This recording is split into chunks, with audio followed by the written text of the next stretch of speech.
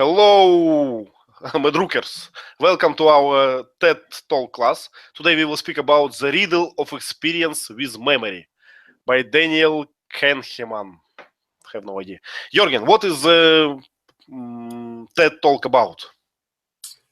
It's about memory, experience versus memory. And he said there are two selves, the experiencing self and the remembering self. And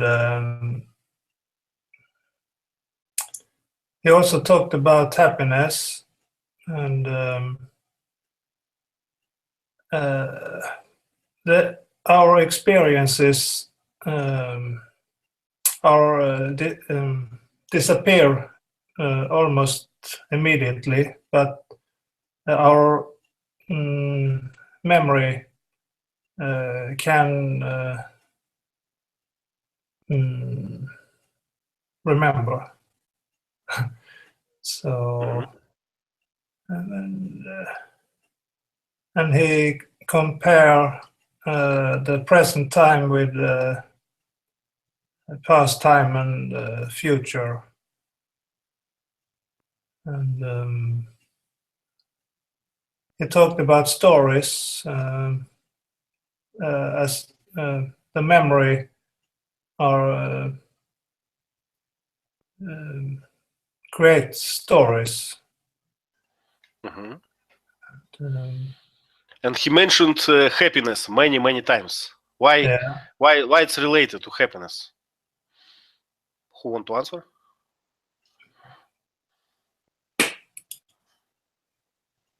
Nothing? Maybe anything else to add about summary? What you get from that?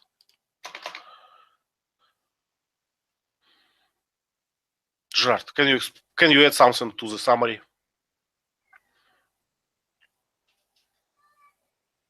You're muted.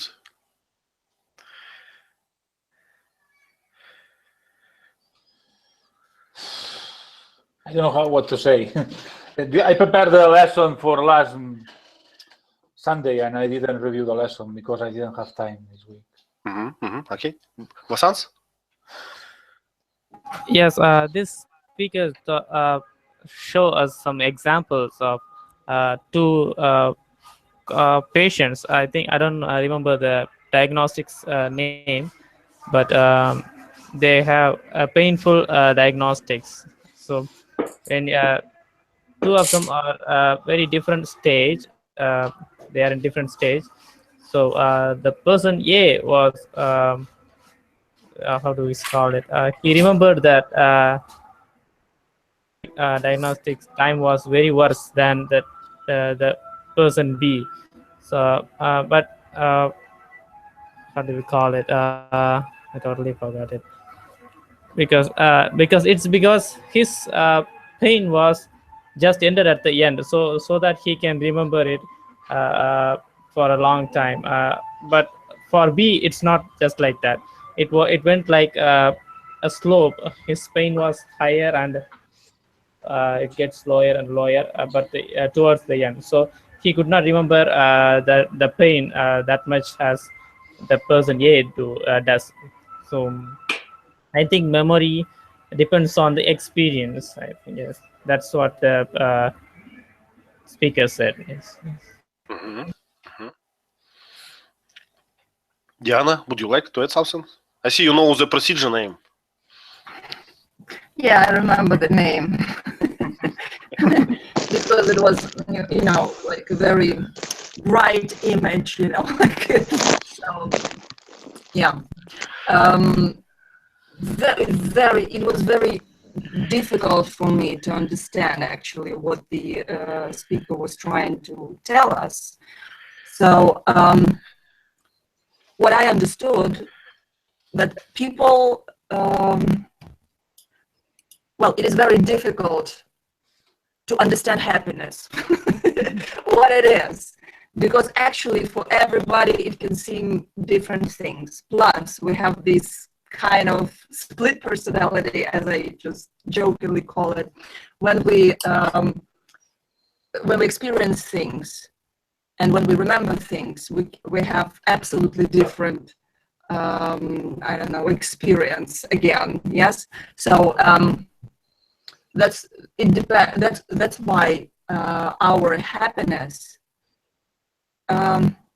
actually happiness and what we think of happiness is quite different. That's why it is so confusing. And he was talking for that for 15 minutes, you know. So Okay. wow. And Diana, you again have this choppy sound. Sorry. Please trying to do something. And let me provide an example. As teacher Lee wrote in our chat, happy in your life with happy about your life.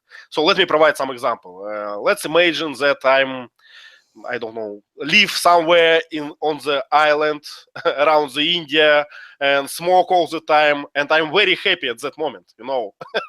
I have no doubts. I just lie here, sun, sea, smoking weeds, and so on. But am I happy about my life? Where to go? Where is it going to? What I'm getting from that? So it's kind of different. What I get from this talk. Bashaya, would you like to add something to this example? Any examples, any summary to this TED talk, about this talk? You mean about happiness and how people say to be happy? Yes, what you got from this TED talk? Can you share?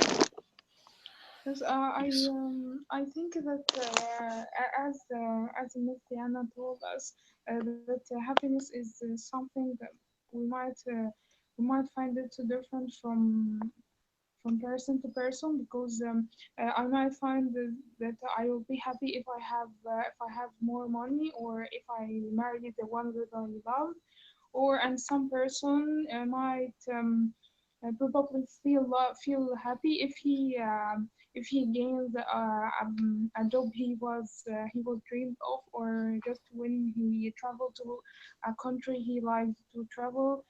So I think yes, happiness is something depends on the person and how he conceives, or how he understands the concept, or how he sees the term. So I think that so I have a real story about one of my friends that she once she was loving someone, and she wants to marry him and so on.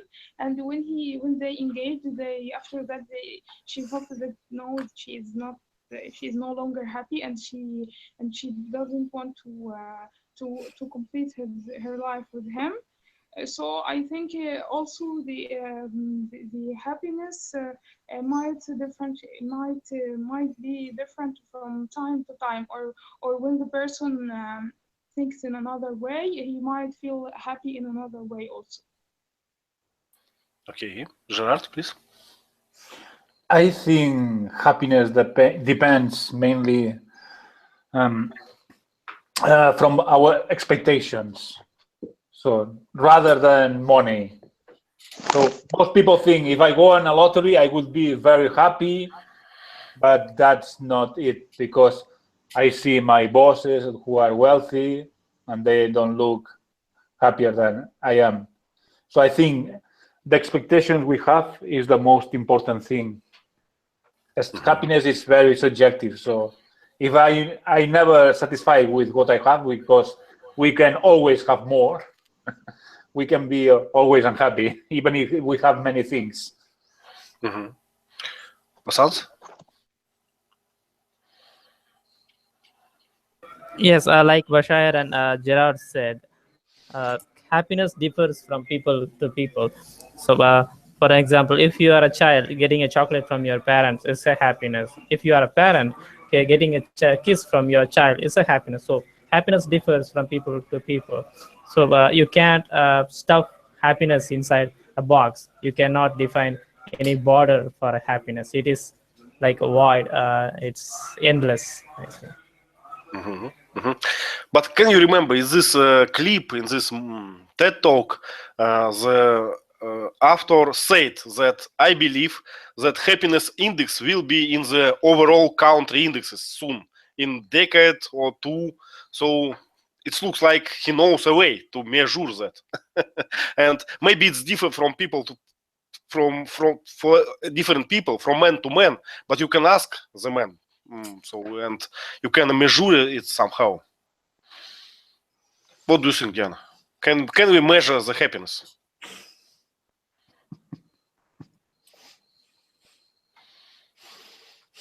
Diana? No? And we lost your sound, I think.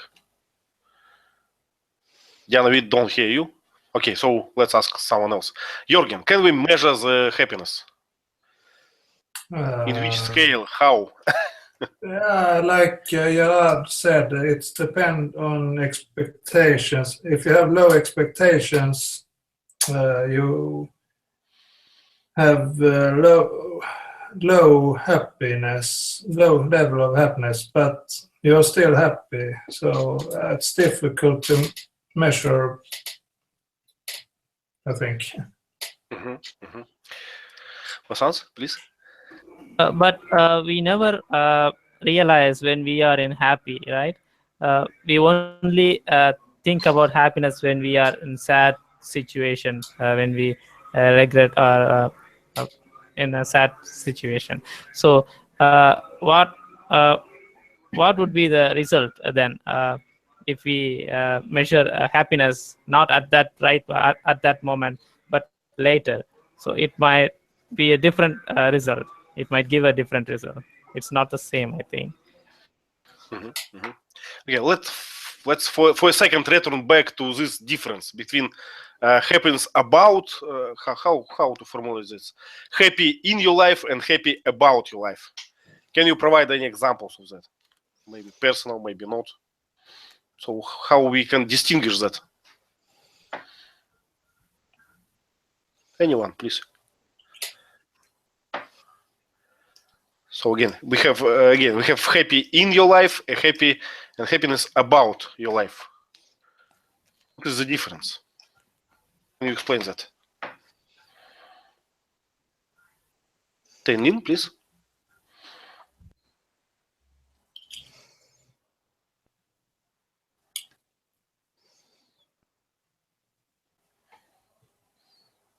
We don't hear you, Lynn. Something bad happened. I'm not happy. Yes.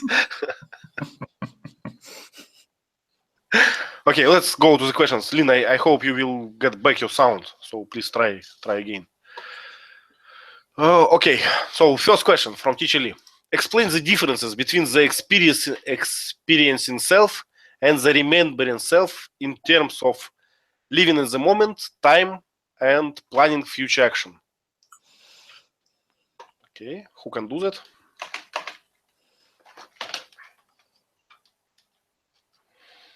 Diana, can you try to answer? Hello, can you hear me? Yes. Okay. I'm playing with my sound. That's why I'm sorry. I just so explain the difference between the experiencing self and the remembering self. Okay, so I gave you 3 points to focus on. Okay. Yeah. To make it a little easier. Okay. Living in the moment, time, and planning future actions. So, well, experiencing self. Okay.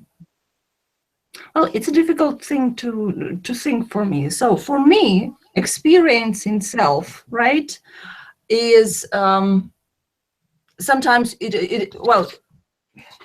happiness for me sometimes is really connected to the control. You know, when I control something, when I can plan something, when my expectations and the experience are pretty much the same, what I've planned, then I can be more or less satisfied or, okay, happy.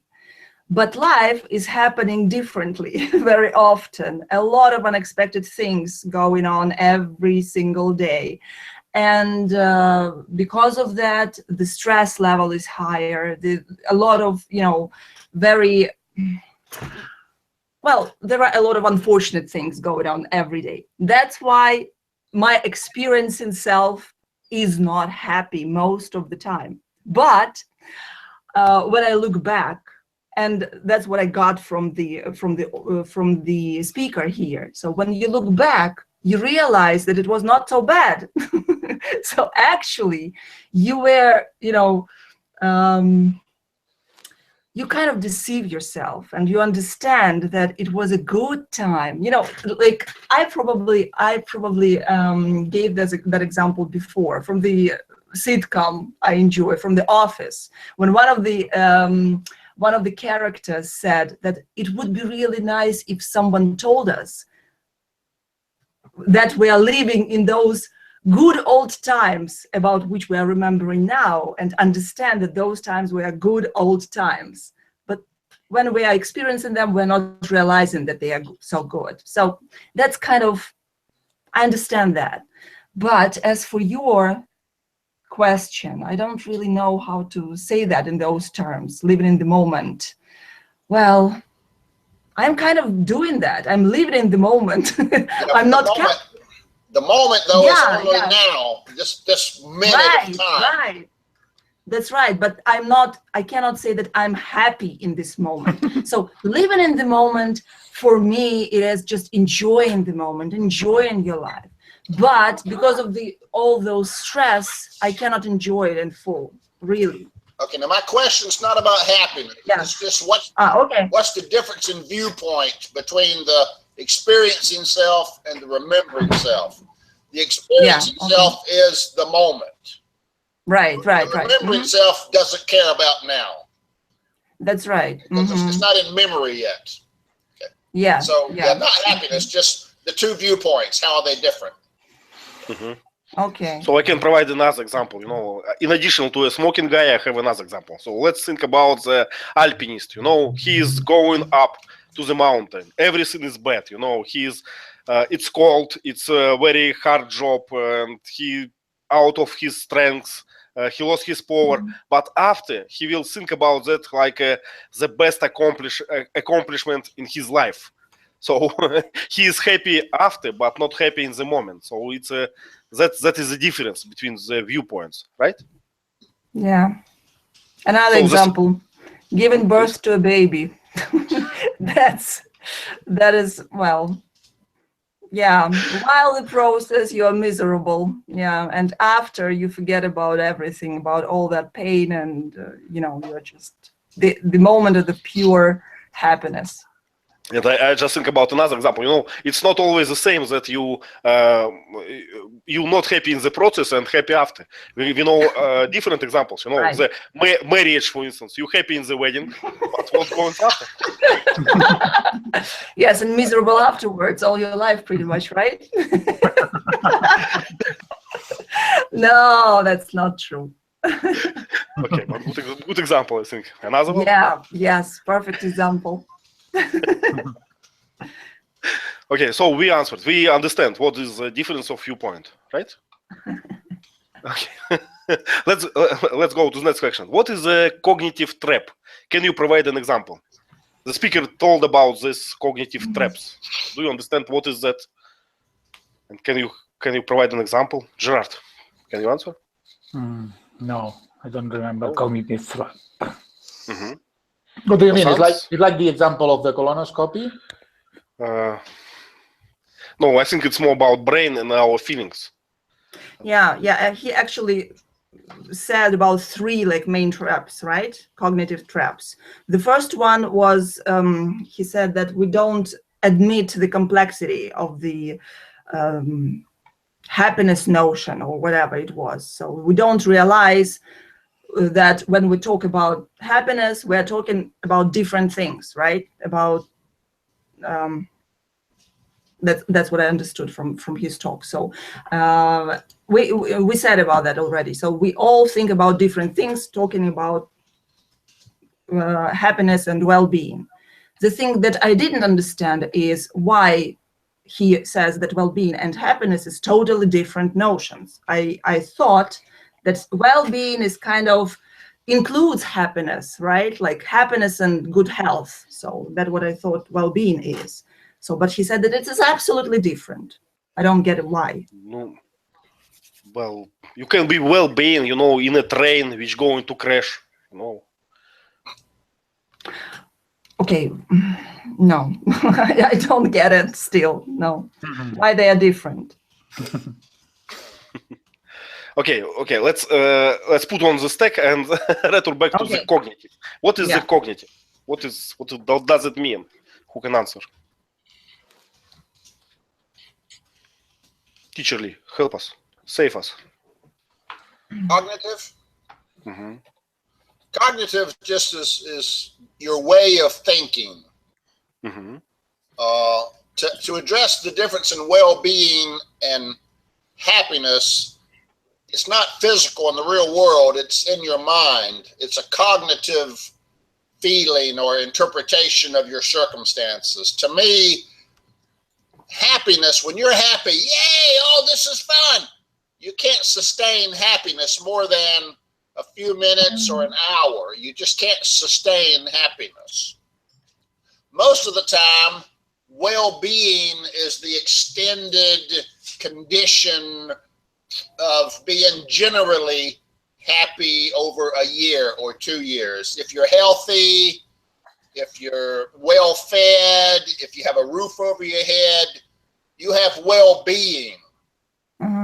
But you're not happy all the time. So well-being's more of your steady state condition of living versus I consider happiness to be short-lived and instantaneous. In the moment. You know, you're happy in the moment, but you can't be that happy all the time. You'd burn out. So well-being is basically when your needs are met, right? When you're pretty much satisfied, not like happy, but satisfied more. Okay. Well-being, well-being's more of a general feeling of satisfaction. Okay. Let me provide a short example from a war movie. So a soldier who sacrificed himself to save other people, he is happy, but he is not well-being. You know, he is dying. But he's I don't happy think because that he's happy. No. Why not? No, he's not happy. Well, it's not. He's Russian. He's happy. Okay, like the special place where people are happy. Okay. Gerard, please. So I think first of all we should have defined what's happiness, because oh my goodness, it means different things for many people. Right. So what do you define happiness? A special moment in your life that you are very, very happy, enthusiastic, only that, or a general feeling that being satisfied with your life and what you are doing, more or less, and not having great problems? Well, it was one of the points of this talk that happiness is very vague term. We don't know what it means. It's in many languages it just means nothing because it's so many insights that we cannot distinguish it from one to one. Because for some people, happiness it's when your expectations meet your abilities in general for the long time. For other people, happiness is just win a lottery or get a chocolate or something like that. Just a moment of happiness. So I don't know what we speak about. Really. We mostly speaking about those differences. Teacher Lee, please. Diana made a good point. We don't know we're happy. We don't know we were happy until it's in the past and we look back and we say, at that time, 5 years ago, I was very happy. But in that moment, I didn't know I was happy. I didn't feel happy. But looking back on it, that was a happy period in my life, the good old days. Another way to think of it is raising children. You raise kids. If you're single, you don't know this feeling. But if you've had kids, when you're having kids, they're crying, they're pooing, you got to clean up after them, you argue with them, you scream at them, you got to pay for their college. You're suffering the whole time you're raising children. But after they grow up and they leave the house and your house is empty nest, you suddenly realize, you know, those 18 years when I raised my kids and taught them things and took them to school and sent them to college, those were a happy time. So we recognize happiness in hindsight, not now normally. Gerard, please. To talk about happiness, we need to know what unhappiness is. So, or either we have had moments of unhappiness, or we know that other people are unhappy, the reasons why other people are unhappy, so we can compare our situation and we can say whether we are happy or not. Because if we were always good, could we talk about happiness? Because if our state was always good, that it wouldn't have any sense to talk about happiness. Right. Vasant?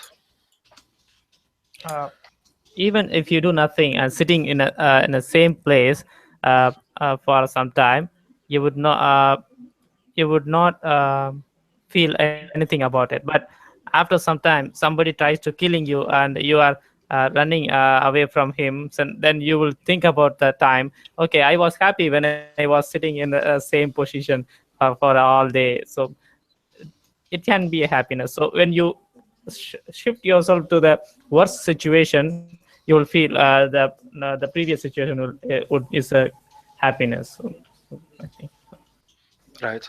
So it looks to me like we all agree that you cannot define happiness itself. It's just some difference between what you had or expect to something what you have now. Do we agree? Bashaya, can you describe what is happiness in your definition, or unhappiness, if you would like? Yes, for me, happiness means like what we listened to the video, to be satisfied and just to feel that we are okay with everything in our life, even the simple things, and not to think all the time that I lack something or I need something for all the time, because I might be in a good condition, but my negative thoughts or the way I'm thinking at the moment, this what makes me unhappy. For example, when I was in college, where most of my colleagues was saying that we were more happier when we were in the secondary school, and after graduating from college and everyone getting married and have kids and more responsibilities. Now they are saying that no, the college or the college days or those times were more happier, and we were living in a more peace of mind. So I think it's a matter of time, and also it's a matter of the way the people think. Okay, So so it's all good days, right? So it's like all good days. So why people tend to think about all days like good days? Diana. Well, old good days, this is another trap that the speaker was talking about, right? So that we are confusing between those experiences and the memory. So if those days were so good, why were not we happy? Right? Why we couldn't feel that happiness, that bliss, of those good days? So there is another trap that the speaker was talking about. He said that that the memories, that we tend to distort those memories. So actually this is illusion. Yeah. So we think about the past time as something good, because now we are probably miserable, right? So that's why it is easier for us to believe that the past times were much better. So that's why we are happy. So we are playing those games with ourselves, with our memories. We are deceiving ourselves all the time. So able to be happy at all? I don't know. Okay, so we mentioned a few cognitive traps. So cognitive traps is some trap which our brain provide us. Yeah. I don't know how explain it better. So it's some mistakes, common mistakes which our brain do because of something, because of our way of thinking, because our human beings and so on. And we know a lot of such cognitive traps. Many of them used in advertisement, in marketing, and so on. People know how to say it, lie to us in a plausible way. And we used to lie to ourselves as well. We know, and I like it example of this traveling very much. Speaker said, what if you will have a traveling, some vacation or trip, but you have no memory at all? Would you do this trip or not? And it make me think. I don't know, because usually from my campings, from my forest trips and experience, the most things what I like it's memories and the fact that I'm returning back, not the camping itself. So it's very interesting. What do you think about it? Would you refuse the trip if you know that you will have no memories about it? I wouldn't bother to do this trip. A trip without memories, that's pointless. Right. But your experienced self would be happy, would eat something, enjoy something, see, I don't know, something in the trip. I wouldn't enjoy anything without because I would know that I wouldn't remember anything. But you are living now, Gerard. You're supposed to live now, in the moment. Enjoy yourself every second of your life. But I want to have memories. Especially if I have to take a plane. I have to take a plane. Otherwise, I remain at home with my computers. Jürgen, what about you? Would you take this trip or skip it? Take the trip after which you will not have any memories. A vacation, something like this. I don't understand the question. Okay, let me try again. Speaker asked us, what if I offer your trip something, something pleasurable for you, but after it you will not have any memories. Yeah, I will give you a pill and you lost all your memories. So will you get this trip or avoid it? If I don't have any memories, I will not do it again. But why? Well, another example, like a lot of young people, they travel to Amsterdam for some purpose that we all know about. So they do not have many memories after that, but every year they still go there, just, I don't know. Well, it's a joke, of course, but yeah. But Diana, I'm afraid that you need to explain more because Americans don't know what the Amsterdam is. Well, they do know where Amsterdam is and why people travel there. Yeah. Okay, Vasans, can you explain why? Vasans, can you explain why people travel to Amsterdam?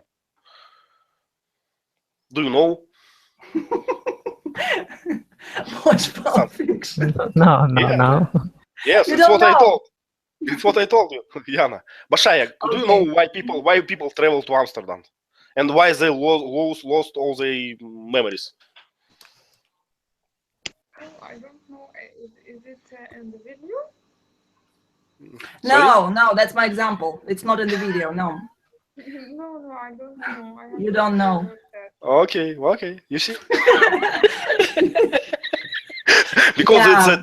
Because it's a territory of legalized, you can get any drugs, anything what you like. So people go here to to enjoy experiencing self, but have no memory. So those trips exist. I used to have a student who told me about his experience in Amsterdam. It was not the whole experience, but he tried one special cafe and he asked the bartender, whoever it was, to give him the strongest drug, because he was a tough guy. He said that he needs the strongest one because he can handle it. So, and then he said that the bartender showed him asked him to go to the special street. There was a little street on the backside of the cafe, and he asked why, and he just told him, okay, just go there and stay there for a while. So he said that he did so, and he saw some people over there, and the people were just sitting there just very, very quietly, and he said, I couldn't understand why they're just sitting there, because I couldn't feel anything. So actually it was like in that old Russian joke, when he came back, it turned out that he was sitting on that street for 3 hours, and he didn't even realize that he was sitting there for 3 hours doing nothing. For him, it was just like 1 minute have passed. So when I'm telling that sometimes there are no memories of the place, so that's the example of no memories at all. Okay, but it's a good example. You know, it's a counterpoint to what the speaker said. Speaker said, and we see that Jorgen and Gerard don't want those trips without memories. But we know different examples. Vasants, what about you? Would you take a trip without memories or not? I would only if I don't come back to a home city and having time to think about the past. So if I'm a wanderer, so I'm just wandering around the world. I'm traveler. If I am a full-time traveler, so I would go with that. Without memory, I would go many places like that, because I would like to enjoy the present. I see. So, do we finish with that? Or any more examples, Diana, from your life, maybe? No, I do have memories. That's my problem. Okay, teacher Lee, what about you? If you've ever seen the movie Total Recall with Arnold Schwarzenegger, what that was in the future, and what they had there, Total Recall was a company that would give you the vacation of a lifetime. Oh yeah, I remember. And you sat in a chair, and they put the memories of the vacation in your head. Mm-hmm. So when you left their chair, you would remember that last year you had a fantastic vacation, and you were a spy, and you saved the world, and all these memories are just like you went there, but you never left the chair. So it's what we're talking about. It's the memories that are important, not the doing, but the remembering that you did it. Even if you didn't do it, the memories are like the real thing. Okay, it's an interesting point. Let's ask this way. So if you know that you will sit just in one chair, would you like to get these memories from such company like Total Recall? Would you enjoy that? What do you think? Yes. Jorgen? I can't. Can you write a question? Okay. So it's opposite thing. You getting memory, but you not going anywhere. You just getting memories magically, by a computer or something. So would you like that? Would you like that vacation? You just sit in a chair for 1 hour and get all the memories. No, I don't like that. But why? Why not? You just told us that you can't imagine a trip without memories, and now you have memories without a trip. It's a sheath, but no. Okay, Bashaya, what about you? What would you like? Choose one. Make a trip without memories, or memories without a trip? No, I will choose to a memory without the trip. Because it's more lasting. I see. For me, it's really depends of what kind of trip is. You know, if it's a trip to Thailand for massage or something, I would skip a memory. But if it's a trip to if it's a trip to, you know, to a Russian North River to fishing or something else, okay, memory is enough. I would not do that. So it's depend on that. Gerard, please. Imagine a trip, a reunion where we could meet in a place each other. Well, without memory, that wouldn't be pointless, having this sort of meeting. Yeah. But maybe we enjoy it in the moment, you know. Yeah, but forget that's sad, depressive. The next day, it's like, Gerard, who are you? I don't remember. So I think it's a perfect example. It's a perfect example of the cognitive traps. You know, we all have these traps. We need both things together because it's they are together in our brain, and we cannot imagine it different. So like that. So another questions. Let's choose one. Okay. Again, my question. What is the behavioral economics? Who knows? Because I don't know. The speaker was the inventor of the behavioral economics. Any suggestions, maybe? So behavior economics based on I don't know, the notion of knowledge of the behavior of the consumers or whatever. I don't know. But we know the term behavioral medicine, right? Medicine and behavioral medicine. We know behavioral psychology. Psychology. Okay, but psychology, yes. Psychology. So actually, it explains the reaction of the person. Just taken into consideration is behavior. So the impulses, actually, like the physical impulses, behavior. That's it. So maybe behavioral economics is something, some combining of economics and well-being, happiness, and so on. Can you think so? Souvenirs. Souvenirs. We buy souvenirs so we can remember. Yep. We look at it and say, oh yeah, I remember I went to the Eiffel Tower and I climbed up to the top and I put in a quarter and I looked around. And so souvenirs, you can make money from souvenirs because they help people remember. Yeah, so souvenirs is for people who have bad memories. Actually, without them, it's like it's like a prop. You know, without that, you just cannot remember things. Well, you know, think about it. We have in America, we have a piece of furniture called a curio cabinet, and it's a glass cabinet with many glass shelves, and we put our souvenirs in it.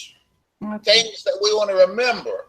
And, you know, when you're old, you know, your mind's kind of empty. But if you go to your curio cabinet and you look and say, oh, yeah, I remember I went to Greece and bought this. And, oh, I went to Italy and bought this. And, yeah, oh, it's like Alzheimer's cabinet. But it helps bring memories that are kind of hidden or forgotten to the forefront so you can enjoy them again for a couple of minutes. Right. In Russia, we use fridge for that, you know.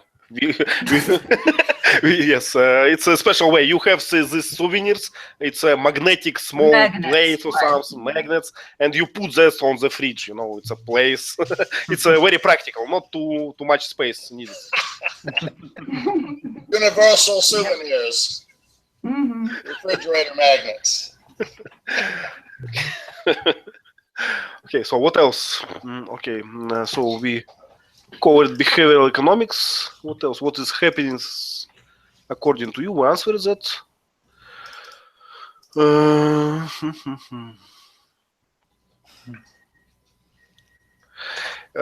Question from Lynn. If our remembering selves differ so much from experienced self, can we rely on the remaining self to make decisions to predict outcomes? So, Lynn, can you speak now?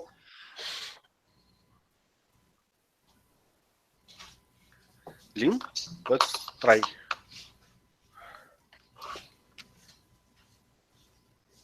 No sound.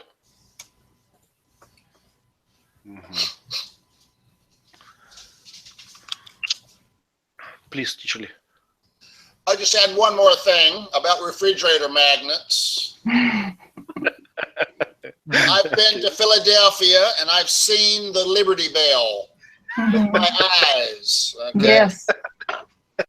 I've been to Maine and I've seen lighthouses on the coast. Okay.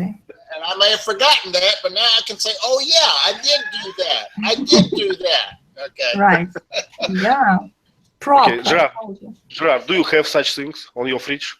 No, I don't waste my time buying souvenirs and these sort of things. My souvenirs are in my brain. Okay. But you know, you're not getting younger, so maybe it's a good idea.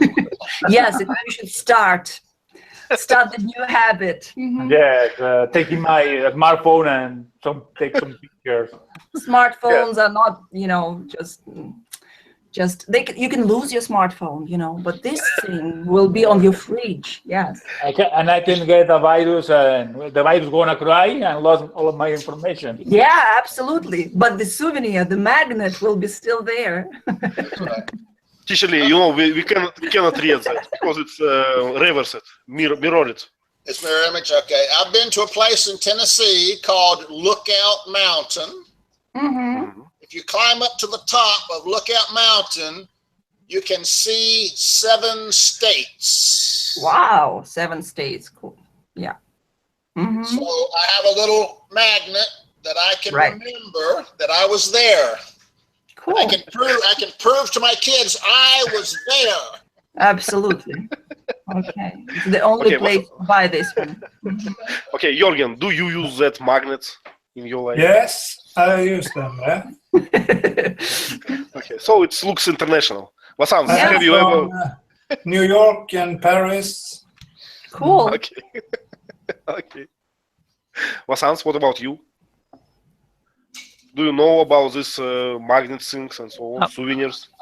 Yes, but when I was on a trip, I didn't buy any souvenir, but I bought a T-shirt because I'm a movie lover. So I bought a T-shirt with a quote of a famous movie from that state. So it's a different thing. Okay, and I cannot stay, not to answer you. Is it right that teacher wrote in the chat that India has no refrigerators?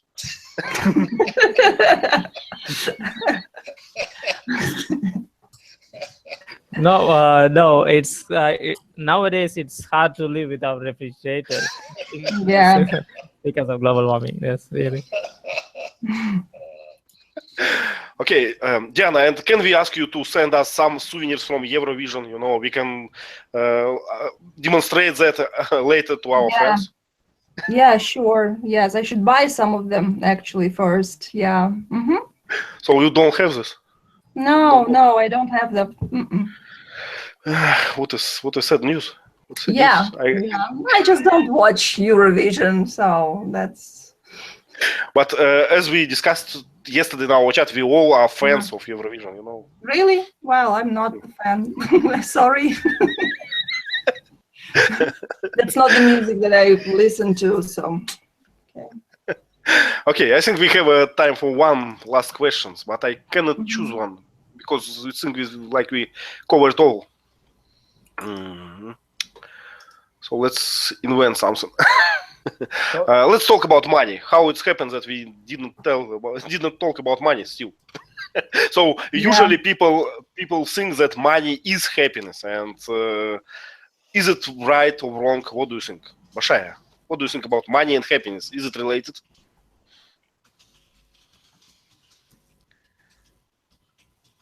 Bashaya? Yes. What do you think about money and happiness? Is it related things or not? Yes, can you hear me? Yes, can you hear me? Yes, we can hear. Okay. For me, money is not totally the thing that can give us happiness, but it's important for the person to feel happy. And so for me, it's not everything in life, but it's an important thing to make the person feel comfortable and feel safe. So this way he will feel happy. Do you have another answers? What guys do you think about money and happiness? Teacher Lee, please. In the video, he made a point that there was a study done about money and happiness. And what it showed was, in the US, for example, $60,000 a year was enough money to have a feeling of well-being. I don't have to worry about survival. I can survive. I can buy clothes. I got a place to live. If you get more than that, it doesn't make you happier because your well-being is a stable condition. So having more money on top of that doesn't make you happier. However, if we take the money away and you lose that condition of well-being and now you're hungry and you have to live in the rain, you're very, very unhappy. So we say money, having it doesn't satisfy you, but not having it really makes you miserable. So it has a negative effect, but not a positive effect. Gerard, please. I think this figure is a statistics, you know, because some people need much more money, and some other people need half of it. So it's only an example. I think the statistics, show us the average level. So some people want more, but it not. How to say? There are no many of them. So the statistic in general show us the average man. And thinking about this example, yes, sure, please. But sometimes, for many times, the statistics lie, because if we reckon the amount of money that people have, there are a few people who have a lot of money and a lot of people, and you say the middle term is not real, because you know what I mean? It's not real. It's not realistic. I can say that it's lie, but we need to understand exactly what it shows. So the average value is always tricky. Vasant, you have a question or comment? Yes, yes. There is not any sure about the future. So even if you have so much of money, I can say an example, because a year ago we experienced a flood, a huge flood. So many millionaires had money at that time, but they could not buy food with that money. So, and during the period of the demonetization, they had more money and they had their bank balance, but they could not take out the money. So the circumstances tells the happiness, that teaches you the happiness, what the happiness is. And it makes me think about some Colombian guy. How was his name? Some Colombian narco cartel, and he had a lot of money on the mountain where it was cold, and his daughter was frozen, and he just burned all the money to make some hit. Pablo Escobar, right? So it's not the best usage of money, I think. Not too much hate from them, but it's all about circumstances. So Diana, what do you think about this provided statistics? Is it international? Is it what if we take the same polls in Ukraine or other country? Well, of course, yeah. Well, of course, the sum would be different. Yeah, so we don't have the same. Okay, I understand this figure, right? $60,000. So that means that you can be sure about your tomorrow, right? You can pay your bills. You can just pay all your insurance money or whatever, you just mortgage or whatever it is. So, and you have enough money to, you have enough money to buy some I don't know, some stuff. It's not just to meet your needs, but to live freely, right? To travel, to do things that you enjoy. So yeah, I agree. So it makes you feel satisfied. So this is not like happiness, but this is satisfaction, well-being. So as Teacher Lee explained to us. So, and when you are well off, right? So you're free to do whatever you want. So of course you can do more things which make you happy, right? You can free to meet with your friends and people who make you happy, as we understood from this video. So being with people who you love, right, makes you happy. So doing the things that you enjoy doing, like your hobbies, your interests, make you happy. So if you have enough money to cover your basic needs and to have some more, you can have these instances of happiness. You can make them happen more often. So your overall level of happiness will be higher. That's it. So. Yes, a long time ago we had a class where we discussed what's the main thing, the most important thing related to happiness. And the class is about a study, a long study from many decades. And the conclusion was that the quality of our relationships with other people around us is the most important thing. Yeah. So being in the right group of people, it's more important than money, right? Sure. Having a good relationship. That's why we are all here, right? In our TED Talk class. Yeah, absolutely. It's not about money still, but it's about relation. Okay. Well, it's a free class, right? It's not about money at all. So our time almost over. So what is the total how to say it?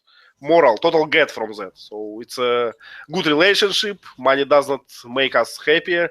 And another important thing, if you going to make suffer someone, take him 2 minutes to resolve, provided example about a medical procedure. So 2 minutes is enough, the science said. Vasant? Yes, speaking about happiness, today's news suggests that hacking making the how do we call making people suffer can be happiness for the hackers. Right? Okay. So thank you all for coming. Thank you for a nice class. Relaxed and good one. And see you. And take notice that our move class is moved, and it will take place tomorrow. Let's try this time. Okay. Bye. Bye. Thank you. Bye bye. Bye bye.